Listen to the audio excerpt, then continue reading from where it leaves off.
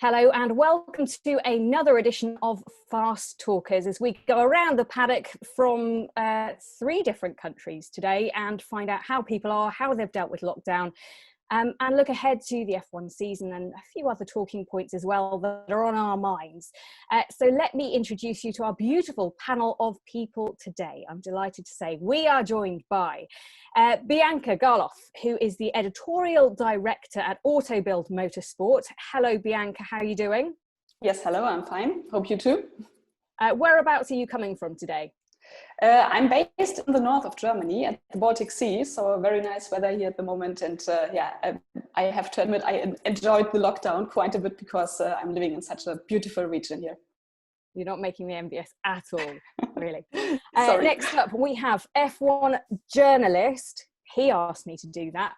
Scott Mitchell. Scott, you've obviously been sim racing because it's right in the back of your shot. Where are you? How are you? Yeah, thank you very much, Jenny. I'm good, thanks. I'm in my flat in Stockholm in Sweden. This is the longest I've had in Stockholm since I moved here at the start of in early 2019. So it's been quite nice, but obviously certain restrictions in place, even though Sweden's been a little bit more relaxed than other places, means I haven't actually been able to explore it very much. But yeah, I have been doing sim racing. I noticed that you noticed the simulator, but not the telescope in the background. So, don't pigeonhole me, Jenny. There's a lot about me. I'm not just about racing. I didn't want to start a sticky situation conversation right at the beginning of this call. Who have you been watching? I mean, what have you been watching? I couldn't tell you what I'm looking at. I've got literally no idea. It's a bit like everybody who's doing sim racing. It's kind of just like a nice fun thing to do because you don't normally have time to, but you're not actually sure what you're doing or why. Okay, we've got to the bottom of that. Perfect.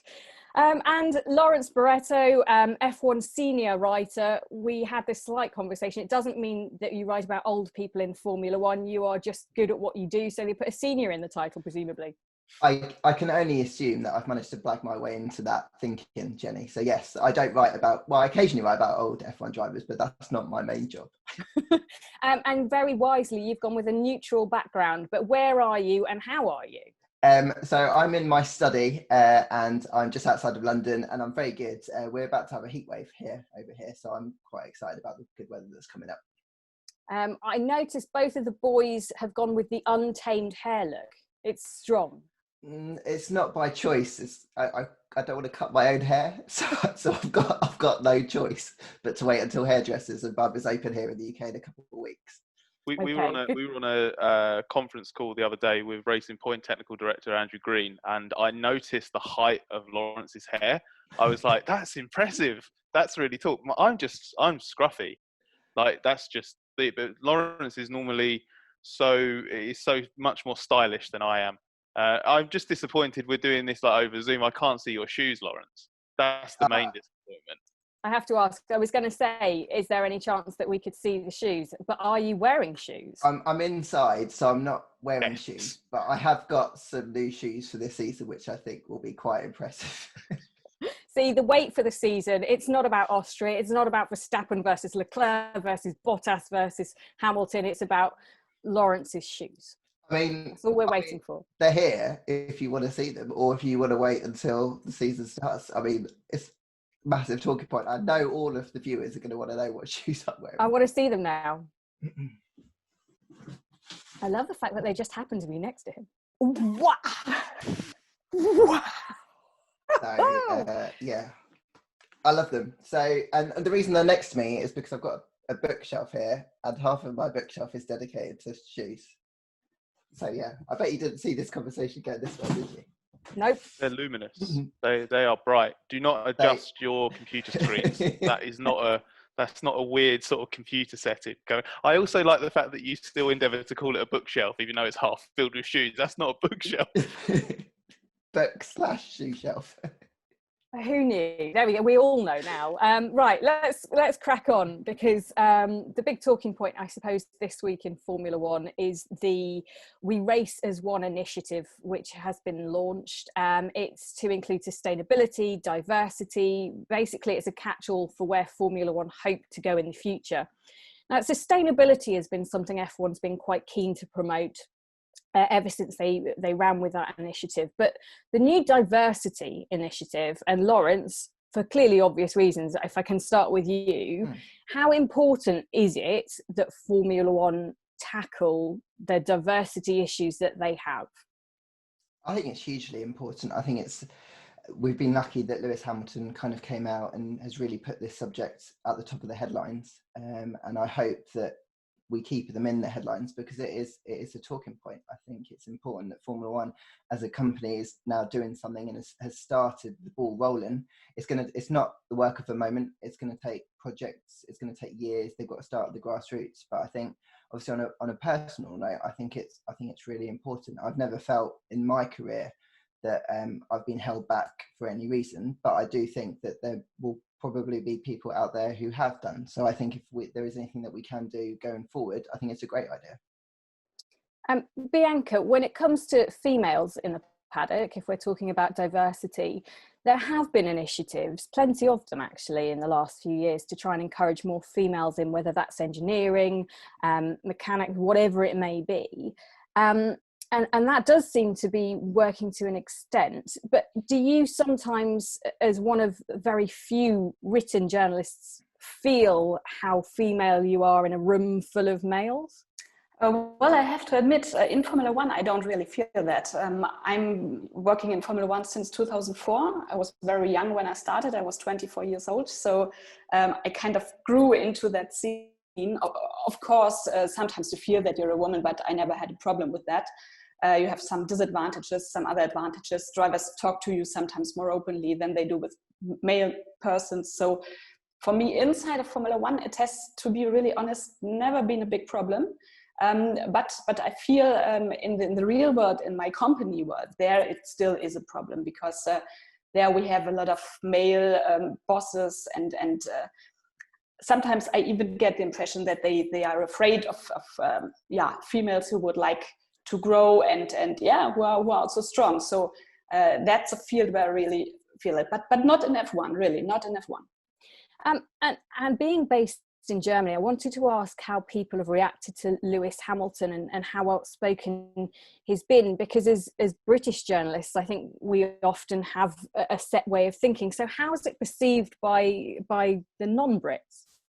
Yeah, well, I would say probably you know that Lewis in Germany, he is not the most liked person all the time, but when this topic came up, people were really standing behind him, because it's something we all have to fight for, and I think the Germans know that, and I think also we are very happy that Lewis Hamilton exists in Formula One, because I mean, he's the only black racing driver who has ever been there, and he made a fabulous career. He's close to being the best of all times, and I think it's important that now we fight for even more diversity, but also for women in Formula One, not only in the paddock like you and me, but also for women in the cars, because that is something which hasn't happened for a long time, and I think that's something we should fight for.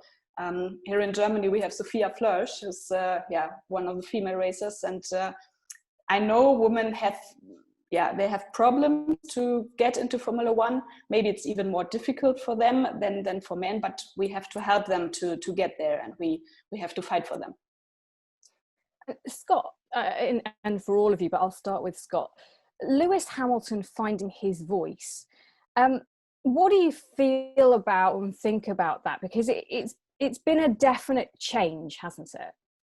I mean, Lewis has become so much more comfortable over the last few years, sort of using his voice in ways that he wants to, and just becoming a bit more statesman-like. I think if you think back to sort of what he was like in, say, the first half of his career, I wouldn't say he was ever petulant or anything like that, but there was obviously sort of like a raw emotion, and I guess it's ironic. I can't really say it. I'm 27, 28, but the folly of youth, I suppose, was quite evident there with Lewis sometimes with what he said. And now he realizes, I think, that he has that responsibility and power to actually amplify a message really strongly. And I think it's hugely important, as Bianca said, that Lewis is the only black driver in the history of Formula One. when he speaks on this subject, everyone has to listen. And the good thing is that the more Lewis speaks, the more he's sort of, it's not that he's making more sense, it's just it's becoming more powerful. And I think one of the big things that I noticed recently is that he has started, not on a huge scale, but he has started to relate this to his own personal experiences. There have been a few references now to abuse that he suffered as a kid, and references that, you know, that followed him through to Formula One as well. And I can't remember him ever doing that before. And it's not something that we can ask of him. It's not right for us to expect him to talk about this, because whether it's Lewis talking about racial abuse, or or a female driver or journalist talking about being sexually harassed or something like that, these are deeply intimate experiences that it's not right to put pressure on people to open up. But when they do open up about them, it becomes immediately more personal, and it helps people who maybe can't quite understand the subject or the conversation. They can relate to it in a more personal way. Because let's be honest, with Lewis, with Lewis being as successful as he is, I think there's a big percentage of people out there who can't relate Lewis to a group of people who struggle, who don't have opportunity. Who don't have opportunity because he looks ultra successful. So it feels, to some people, he looks like someone who can't have had these hurdles, but it's actually, he's got there in spite of these hurdles, not just because they didn't apply to him. So it's been really, I've been really, really pleased and impressed with what Lewis has done. It's made me do a lot of soul searching as well. I've been feeling deeply uncomfortable about a few things over the last few weeks, and I'm sure like everybody, trying to work out what I can do to be better. As Lewis says, it's not enough, is it, just to be sort of against the idea of racism or any kind of discrimination. You've got to be vocally anti it to help be part of the solution. Lawrence, do you think this is something driven by F1, driven by Lewis? You know, were F1 always going to go down this route of trying to improve diversity, or is this directly, do you think, in response to Lewis Hamilton basically calling everybody out? I think it kind of touches on what Scott was saying, that Lewis is the person who, if he is comfortable enough to speak out and people will listen, he's probably the best person, or a very good example of someone who you can follow. And I think it's really important that he's decided that he wants to take on this responsibility, because it isn't for everybody. It's a massive challenge that he's having to take on, and he's, like Scott said, he's kind of grown into it and he's got the confidence to it. And I think when that confidence comes through and he's willing enough to talk about it and use his platform to do it, people will follow. And I think that's kind of what we've needed. We've needed someone who people really believe in and believe in the message and want to then follow and be inspired to do something. And I think that Formula One as a company and the teams and everyone involved, just, you know, down to everyone who works in Formula One, now really feels energized to want to kick on. I don't think it's a case that they've just left it and never thought about it. I think it's more that this is just the vehicle that they needed to really accelerate, hopefully going forward and hopefully making some change. I mean, Lewis has, I think, tested the water over the last few years. Obviously, he left McLaren and joined Mercedes. That was part of him taking ownership for himself. He took back his rights images. That you know, there was a lot that was controlled for him at McLaren. Mercedes, he's freer to do what he wants. He started to speak out about a few issues. You know, over the last couple of years, he's been more assertive in the paddock.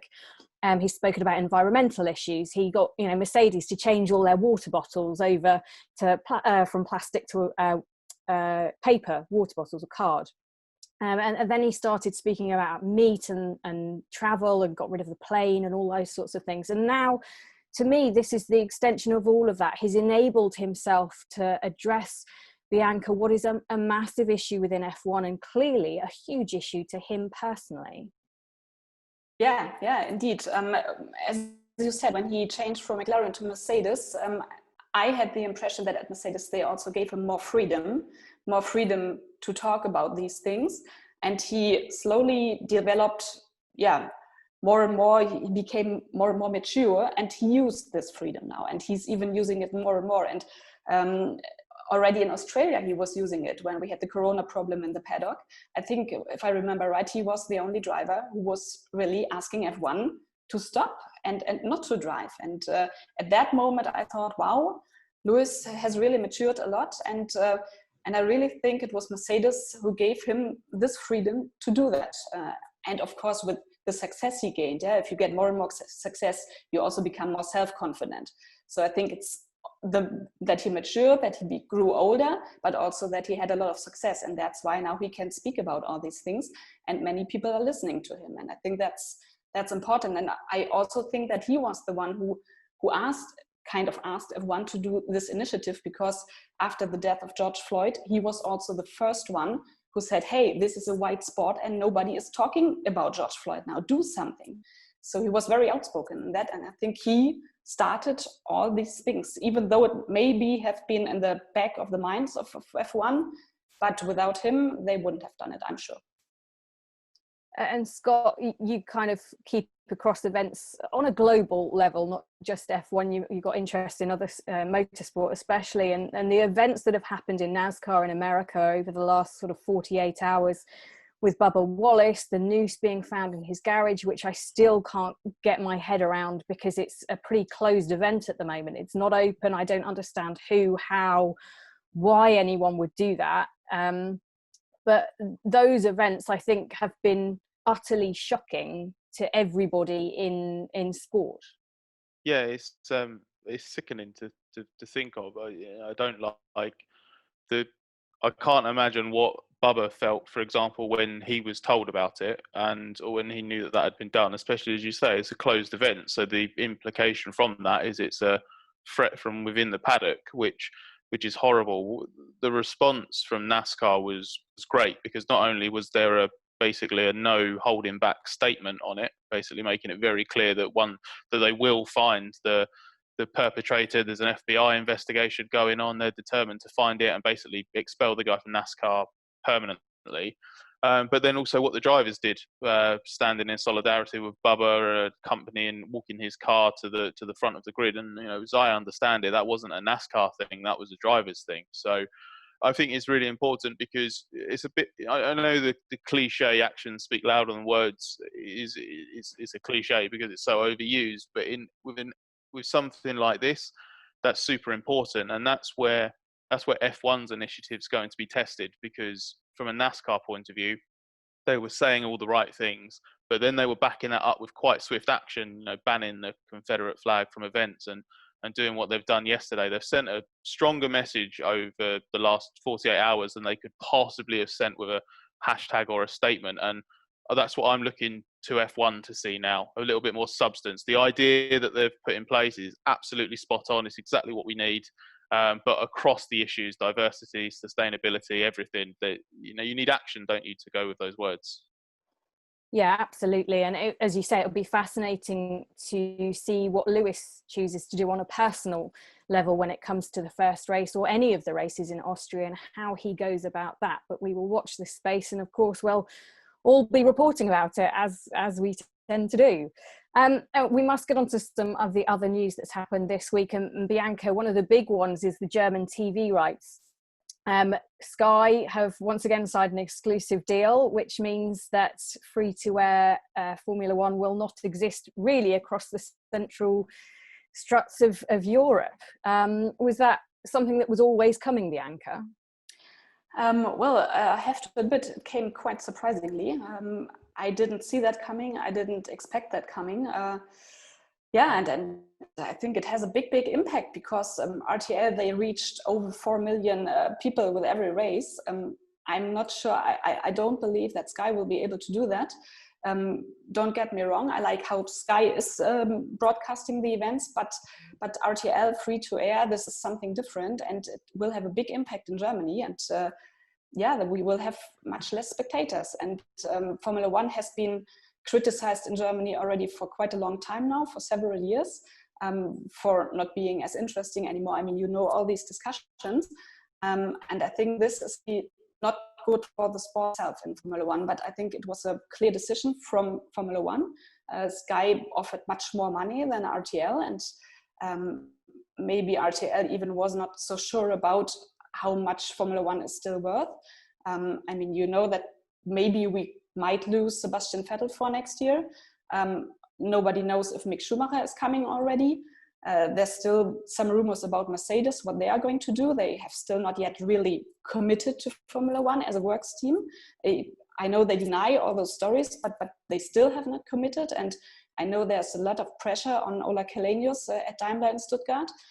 So maybe RTL also didn't believe in the future of Formula One in Germany, and that's why they didn't want to give away so much money anymore. And I think it's really a shame, but we have to live with that. And sometimes out of those things can also come other chances. We will see. Scott, any thoughts? I think pay TV needs to, you just need to make sure the investment's worthwhile, because if you you can look across different sports and see how they approach broadcasting. Some go down the streaming route. Formula One, it feels like, has this idea eventually of having like a centralized sort of streaming platform where you get your broadcasting through Formula One itself, which is a different conversation entirely. But you basically just need to make sure that there has to be something free to air that is there for the fans. And in the UK, I haven't been able to enjoy it for a couple of seasons, but it's like having a good highlights package or a race shown as live. That's harder and harder to do in an age where all the information is readily available. Like I think if I wanted to try and not find out the result of a race until like 1 p.m, like after, say, one of the flyaway races where the race happens at 7 o'clock in the morning, I don't think I could go on the internet, because something will give it away. So there has to be some kind of viable free-to-air option. And in the UK, it's been trying to have a mix of some races that are exclusive to a pay TV channel and having some free-to-air, and hopefully there's a solution in the core markets that actually makes it, even if the number of free-to-air races is 1 race or 4 races or whatever, that then the races that aren't live free-to-air, they've got something, and it's something of substance, because that's where the majority of the fans are, isn't it? That's why the numbers are so much bigger. So yeah, you really can't ignore that. Yeah, may I say something? We have 4 free-to-air races from 2021 onwards.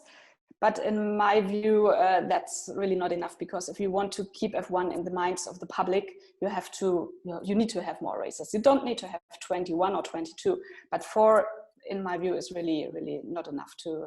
And I really wonder how Mercedes will react, because I know in former times for Mercedes and BMW, when they were still there, it was always important in the Concord agreements to have free-to-air TV in Germany and in the core markets.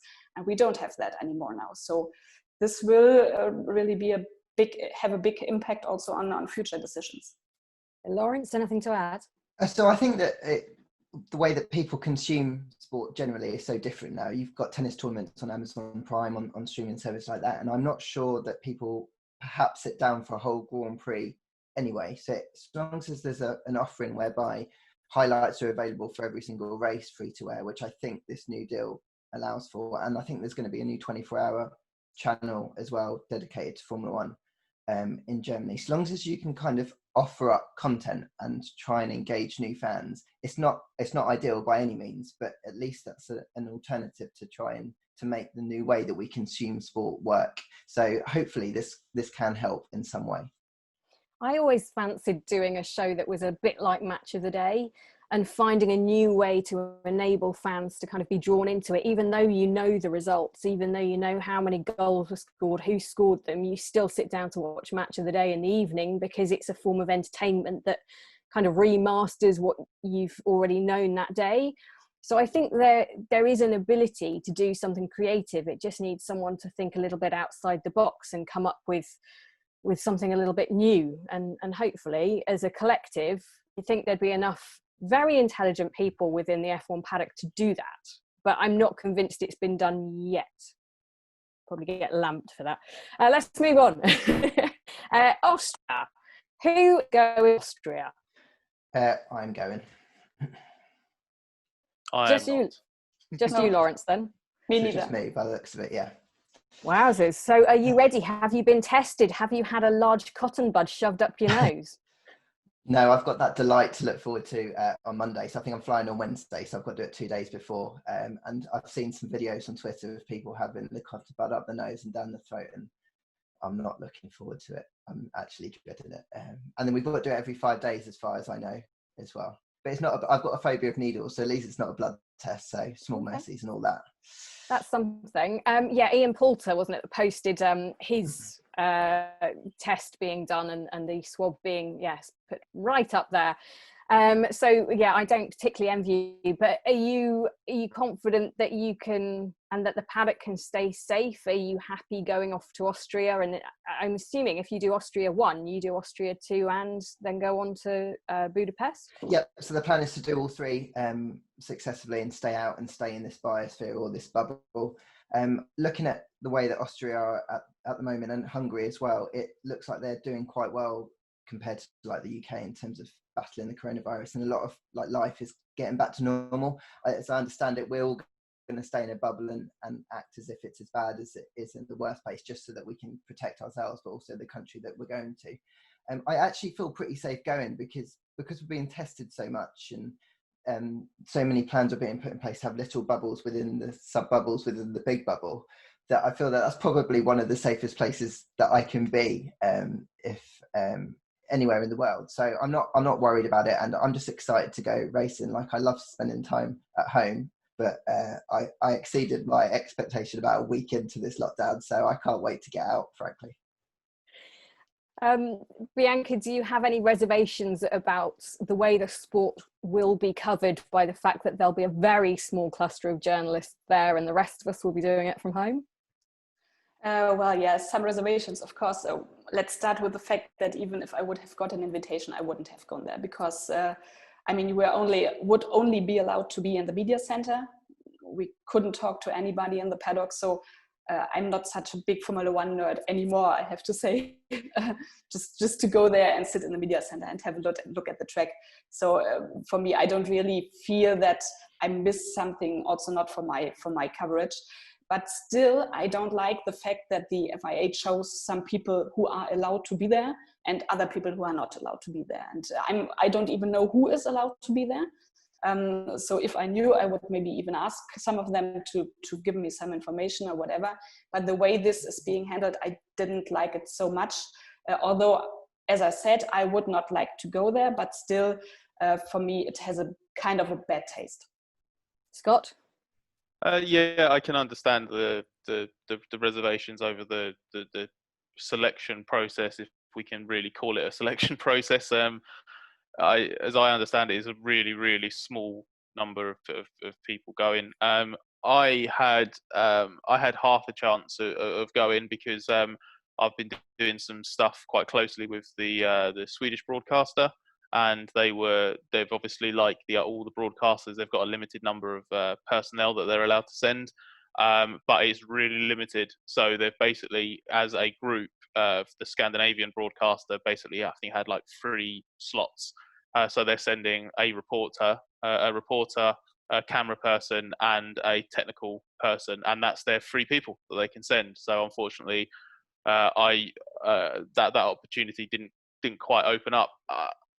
I'm not unhappy, to be honest, about not going because, as Bianca said, you're so restricted with what you can actually do there. In terms of the job that I need to do, I'm probably better served being at home and being across all the different sort of strands of information. And it sounds like the teams and the FIA are going to make an effort to ensure that we are serviced quite nicely as written media from afar. So while I also have a fundamental problem with arbitrarily picking a certain group of people to go, they are sort of making up for that by the effort that they're going to be putting in, from what I understand anyway, for those of us that aren't going to be there. We only have a couple of minutes left, and I want to just spare a thought quickly for the beloved Alex Zanardi. Well, nicest, most influential and inspiring men I've ever met. And Bianca, we've only got a couple of minutes, but you know, you've spent a lot of time with him, and the reason you're in F1 really is a lot to do with him. Can you share a little story with us? Because it's true. When I was still very young and still a fan, I have been at my first Formula One race in Hungary in 1999. And the first Formula One driver I met was Alex Zanardi, and he even gave me an autograph. He was so nice at that time. I mean, as he always is. And and then I met him again at Lausitzring 2001 when I was already studying journalism. And of course we all know he had his first bad accident there. And after that, in the week when he was in hospital, someone called me and told me, you have to buy this magazine, Autobild Motorsport, because there's a big story about the accident and what happens and how he is and all these things. And I went and bought this magazine, and now I'm editorial director of this magazine, because that was my the first time when I read it. And I always say it's because of him that I landed up there. When I started to become a reporter, of course, he was always very close to my heart, and all the stories about Zanardi were my stories. And I visited him also in the trainings camp in 2012 in the Dolomites. And I was kind of handbiking with him, and it was so nice. And in 2016, I gave him the golden shoe of Autobild Motorsport at our big event, Race Night it's called. And Mario Tyson, he held the Laudatio. So it was really great, and I think he's such a great person. And I mean, how many bad luck can you have in life that now his second accident, and from what I hear, it has really been very severe. And I really pray so much that he will make it, and that the consequences won't be too big. Yeah, I think we will echo those thoughts. A genuinely kind man who, as you say, doesn't deserve this second lot of bad luck. So we all pray for him. Guys, we are out of time, but thank you so much for joining me on Fast Talkers. And here's to Austria. Stay well, stay safe, and enjoy the F1. Thank you. Thanks. Thank you. Bye-bye. Bye-bye.